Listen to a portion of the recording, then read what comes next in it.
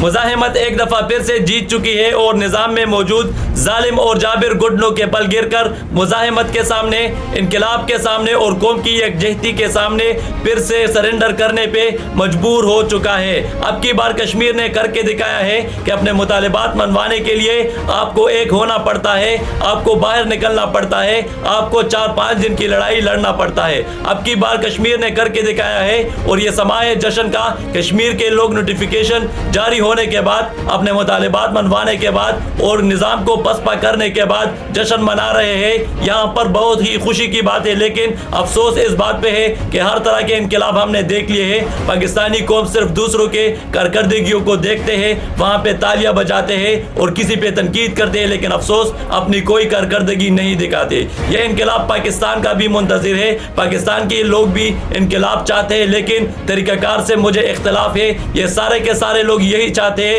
کہ ہم گھر بیٹھے بیٹھے انقلاب لائیں، لیکن انقلاب اس طرح نہیں آ سکتا۔ انقلاب کے لیے آپ کو ایک ہونا پڑے گا، آپ کو باہر نکلنا پڑے گا، آپ کو ہر طرح کی قربانی کے لیے تیار ہونا پڑے گا۔ یہ نیپال نے بھی دکھایا ہے، بنگلہ دیش نے بھی دکھا دیا، سری لنکا نے بھی دکھا دیا ہے اور اب کی بار کشمیر نے بھی یہ دکھا دیا ہے کہ عوام کی طاقت کے سامنے کچھ بھی نہیں ٹک سکتا، چاہے وہ نظام ہو، چاہے وہ کسی بھی طرح کی حکومت ہو، چاہے وہ کیسے بھی ظالم لوگ ہو، وہ عوام کی یکجہتی کے سامنے اور مزاحمت کے سامنے کبھی نہیں ٹک سکتے۔ بالآخر جیت عوام کی ہوتی ہے، بالآخر جیت مزاحمت کی ہوتی ہے اور بالآخر جیت انقلاب کی ہوتی ہے۔ انقلاب زندہ باد، کشمیر زندہ باد، مزاحمت زندہ باد۔